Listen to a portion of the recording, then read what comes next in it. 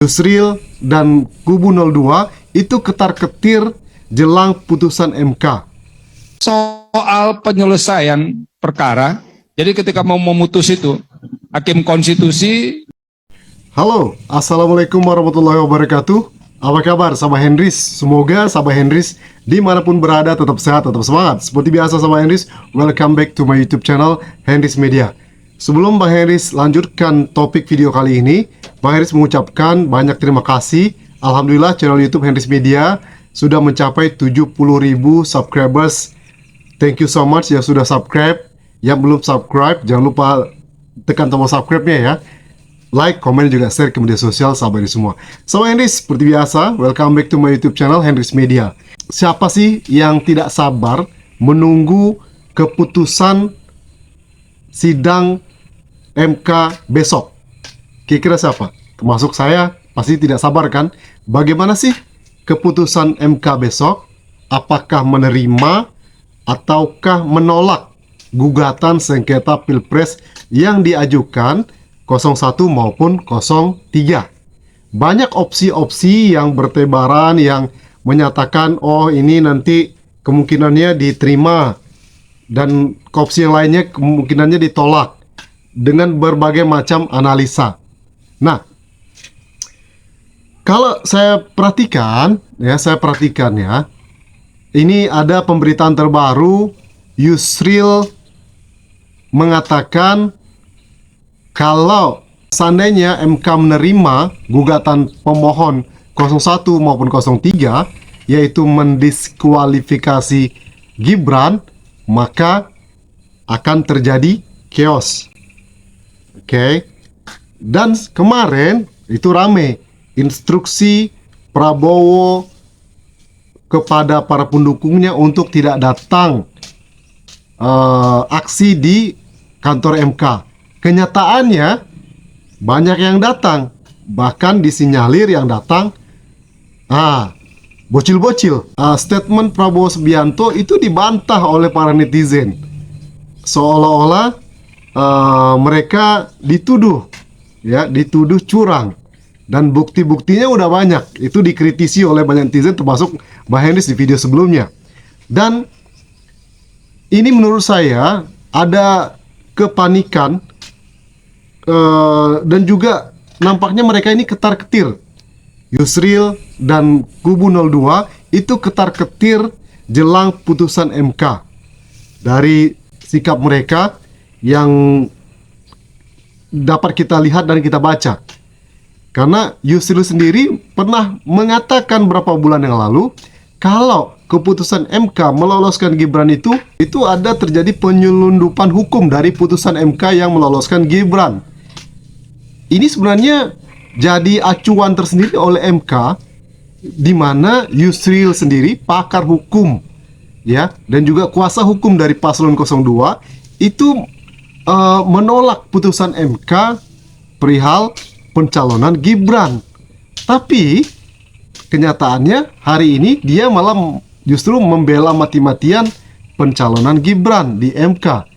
Putusan MK nomor 90 ini memang ada keputusan yang kontroversial karena kalau kita baca diktum dari putusan itu menyatakan bahwa syarat menjadi presiden, yang calon presiden, wakil presiden yang diatur dalam pasal 167 kalau nggak saya dari Undang-Undang Pemilu itu dikatakan bahwa berusia serendah-rendahnya 40 tahun, dan pasal itu dinyatakan bertentangan dengan UUD 45 kecuali dimaknai pernah atau sedang menjabat dalam jabatan yang dipilih melalui pemilihan umum termasuk kepala daerah.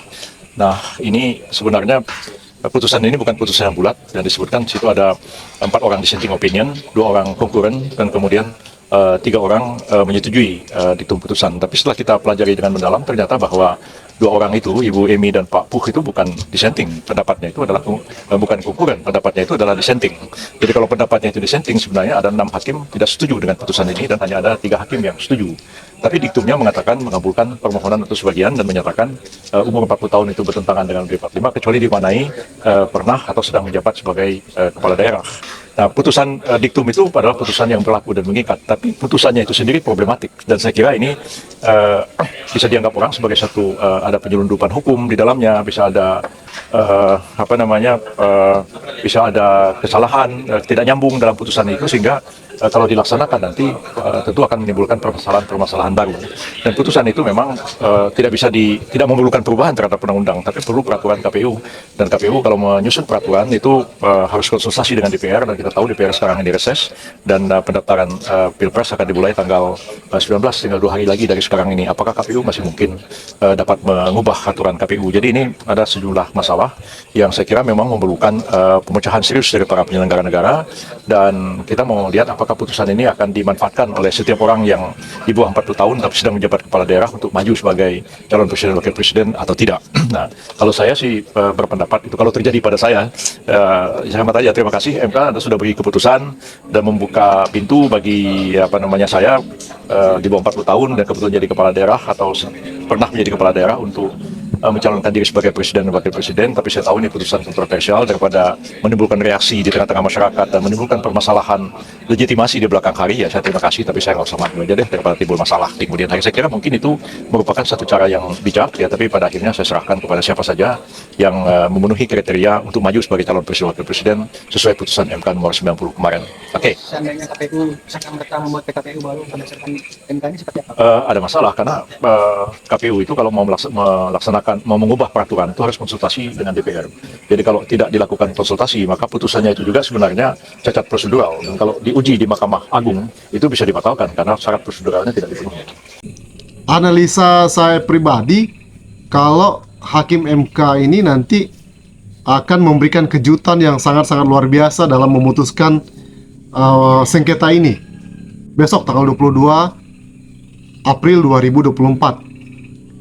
Tentu kita mengharapkan keputusan yang diambil adalah keputusan yang benar-benar untuk masa depan bangsa Indonesia. Dan keputusan MK tersebut diambil bocorannya dari Hakim Saldi Isra seperti ini. Check it out. Soal memutus perkara, apakah saya itu berdasarkan kepada keadilan, kepastian atau kemanfaatan? Ini kan 3 tujuan hukum menurut siapa namanya? Gustav Radbruch ya. Jadi 3 tujuan hukum katanya.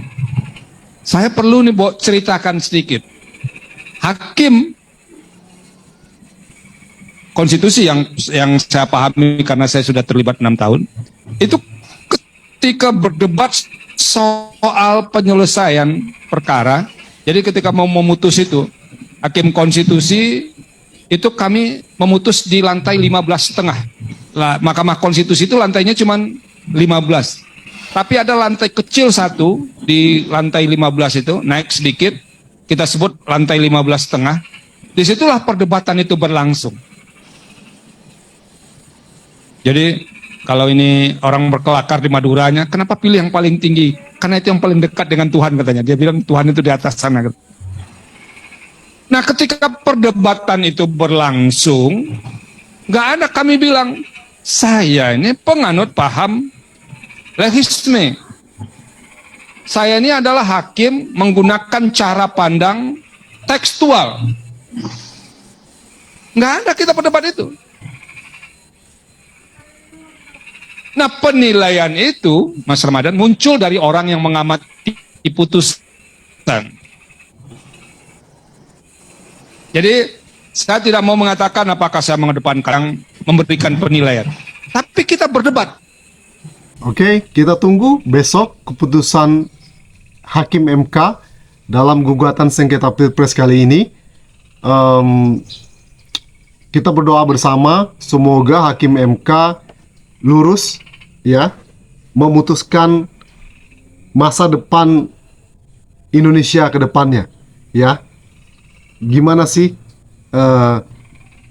ke depannya bangsa kita?